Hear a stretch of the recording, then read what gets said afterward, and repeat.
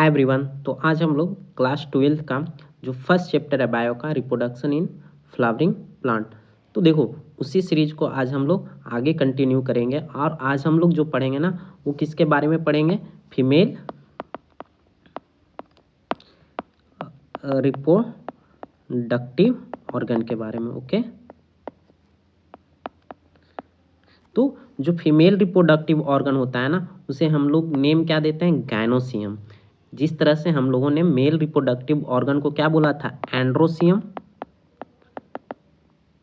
Androecium. उसी तरह से फीमेल को हम लोग क्या बोलते हैं? गायनोसियम।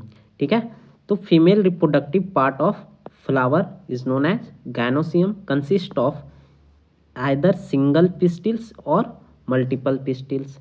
तो ये जो गायनोसियम है, या तो वो सिंगल पिस्टिल से मिलके बना होगा या मल्टीपल पिस्टिल से बना होगा।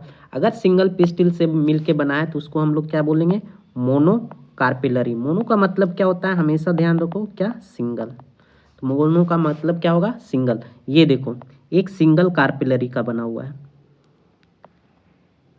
इसी का हम लोग क्या बोलते हैं? पिस्टिल। अगर जब ये एक से ज़्यादा के नंबर में प्रेजेंट हो ना यहाँ पे, तो इसको हम लोग क्या बोलेंगे? मल्टी कार्पिलरी। ठीक है, और अगर मल्टी कार्पिलरी है ना, तो हमें दो स्ट्रक्चर शेप में ये दिखाई देंगे। या तो ये सारे कार्पेल क्या हो सकते हैं? फ्री हो सकते हैं, या फिर क्या होगा? आपस में फ्यूज होगा। जैसे यहाँ पे देखो, यहाँ पे क्या है? ये सारे फ्री हैं, सिंगल सिंगल। तो ऐसे जो फ्री होते हैं ना कार्पेल्स, इसको बोलते हैं हम लोग एपोकार्पस। क्या बोलते हैं? एपोकार्पस। और जब आपस में फ्यूज होते हैं ना, तो उसको हम लोग क्या बोलते हैं? Scene corpus. सीन का मतलब क्या होता है? फ्यूज। ओके, यहाँ तक आई होप आपको समझ में आया होगा।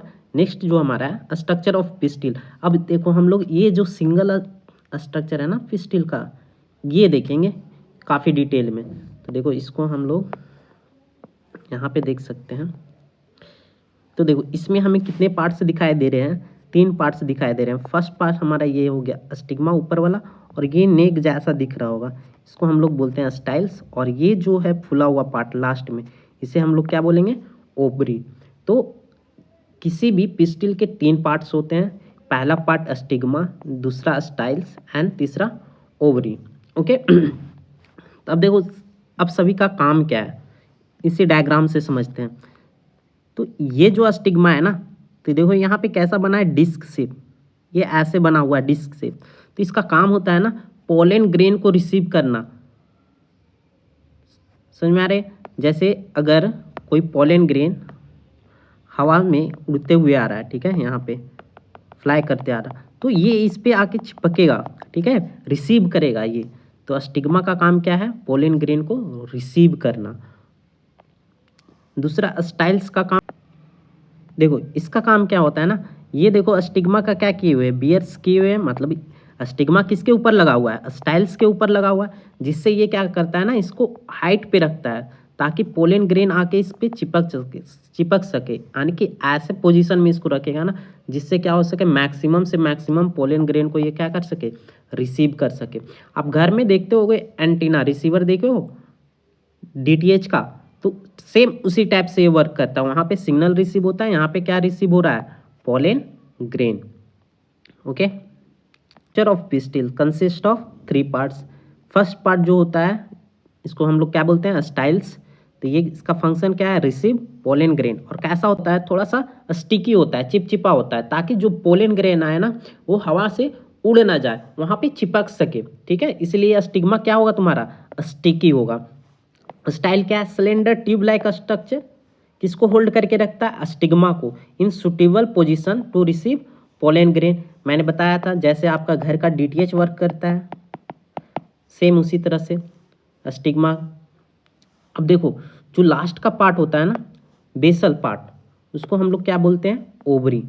तो Slovene hello base of carpel. ये देखो बेस ऑफ कार्पेल में बना हुआ है, स्लोवेन है, हेलो है, ठीक है। तो इसको हम लोग क्या बोलेंगे? ओवरी। अब इसके अंदर देखो, यहाँ पे छोटे छोटे सर्कुलर जैसे स्ट्रक्चर दिखाई दे रहे होंगे, इसको हम लोग क्या बोलते हैं? ओव्यूल। क्या बोलते हैं? ओव्यूल। तो आपको जो ओव्यूल्स है ना, कहाँ देखने को मिलेगा? ये देखने को मिलेगा आपको ओवरी में।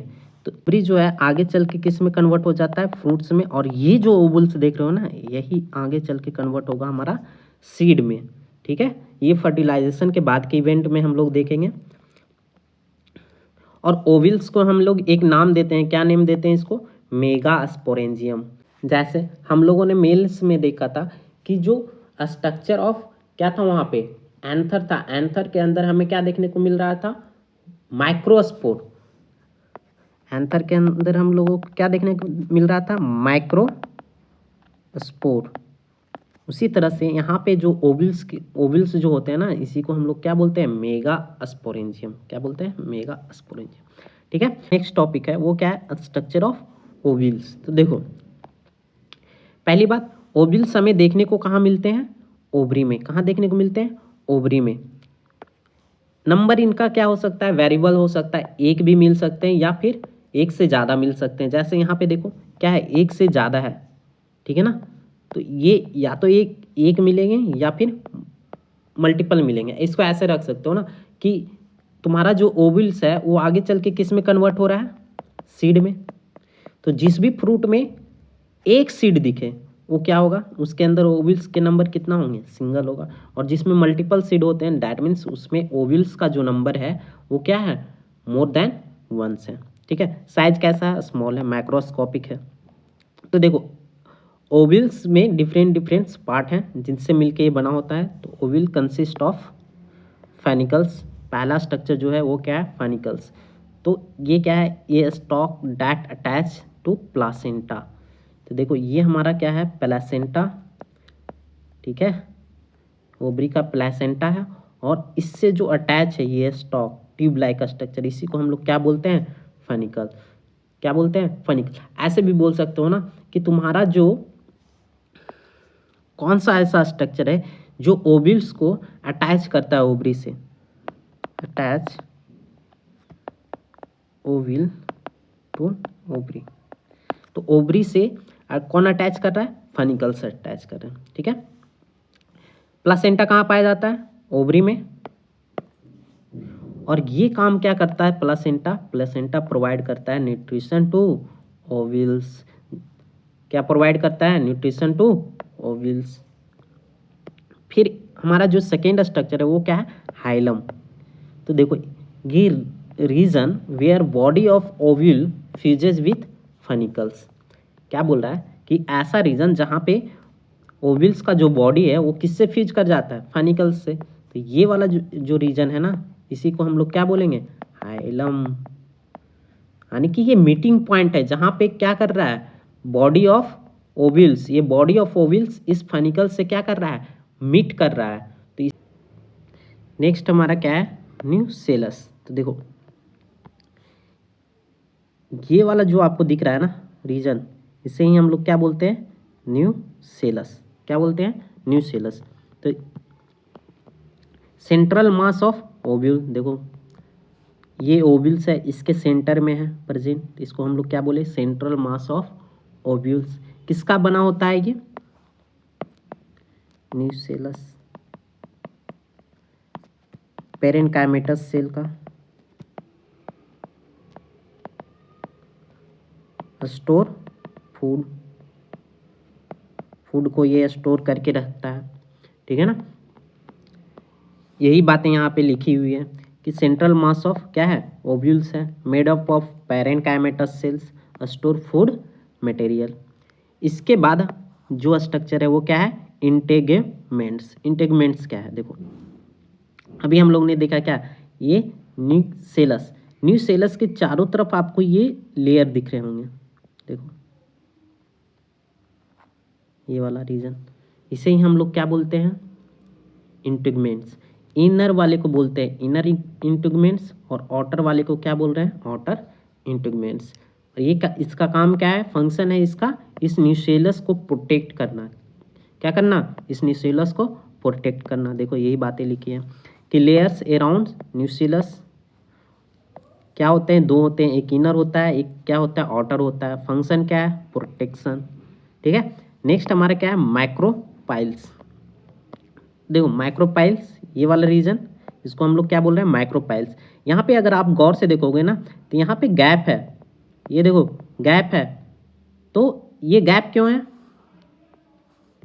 यहाँ पे ध्यान से सुनना, ये गैप क्यों है, for entry of pollen, entry of pollen के लिए। ओके, अब यहाँ पे क्या एब्सेंट है, इंटीग्मेंट एब्सेंट है, तो इसी रीजन को हम लोग क्या बोले, मैक्रोपाइल्स। देखो a region where integument is absent around nucleus, ठीक है, क्यों एब्सेंट है, for entry of pollen grain. Next हमारा क्या है, कैलेजा। तो देखो कैलेजा कहाँ पे होता है, कैलेजा जब भी आपको देखने को मिलेगा ना, ये देखो कैलेजा है, जब भी देखने को मिलेगा कहाँ मिलेगा, मैक्रोपाइल्स के अपोजिट में। कहाँ देखने को मिलेगा, मैक्रोपाइल्स के अपोजिट में मैक्सिमम टाइम, ठीक है। और यहाँ पे देखो ये इंटीग्मेंट का लेयर और ये तुम्हारा न्यूक्लियस का लेयर सारे आपस, और ये फ्यूनिकल्स सारे आपस में क्या कर जाएंगे, यहाँ पे फ्यूज कर जाएंगे, ठीक है। और ये क्या है, बेसल पार्ट है, ये टॉप नहीं है, टॉप नहीं है, ये क्या है, बेसल पार्ट है, किसका, ओव्यूल्स का। तो कैलेजा क्या है, बेसल पार्ट ऑफ ओव्यूल्स, समझ में आया,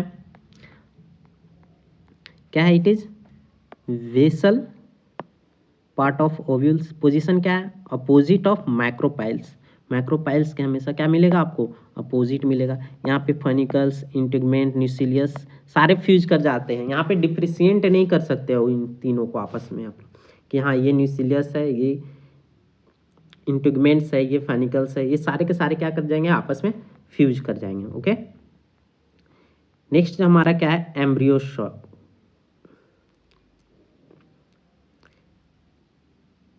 नेक्स्ट हमारा क्या है, एम्ब्रियो सैक। तो देखो एम्ब्रियो सैक को, नेक्स्ट हमारा क्या है, एम्ब्रियो सैक। तो एम्ब्रियो सैक को हम लोग क्या बोलते हैं, फीमेल गैमेटोफाइट, किसके द्वारा बनता है, मेगास्पोर, कहाँ बनता है, न्यूक्लियस में, ठीक है। तो एम्ब्रियो सैक क्या है, female gametocytes form by megaspore, कहाँ मिल रहा है आपको, न्यूक्लियस में। देखो ये क्या है तुम्हारा, एम्ब्रियो सैक्स, कहाँ देखने को मिल रहा है, न्यूक्लियस में, न्यूक्लियस के अंदर, ये न्यूक्लियस का लेयर है, इसके अंदर आपको मिल रहा है, ठीक है। और इसी को हम लोग क्या बोलते हैं, फीमेल गैमेटोफाइट्स। किसके थ्रू बनता है, तो मेगास्पोर, वहाँ पे पोलन किससे बन रहा था, माइक्रोस्पोर, ठीक है। तो आई होप आज का लेक्चर आपको समझ में आया होगा। इफ़ कोई डाउट है अगर आपके पास, तो आप कमेंट बॉक्स में हमसे पूछ सकते हो, ठीक है। हमारा जो टॉपिक होगा वो क्या होगा, मेगास्पोरोजेनेसिस, मेगास्पोरोजेनेसिस, जिसमें हम लोग काफ़ी डिटेल में एम्ब्रियो सैक को देखेंगे। क्या है एम्ब्रियो सैक, देखो इसमें 3 सेल्स यहाँ पे आपको देखने को मिलेगा, 3 सेल्स यहाँ, जिसको सिनर्जिड बोलते हैं, इसको एंटीपोडल्स बोलते हैं, ठीक है ना। तो ये सारे काफ़ी डिटेल में हम लोग नेक्स्ट लेक्चर में देखने वाले हैं। ओके।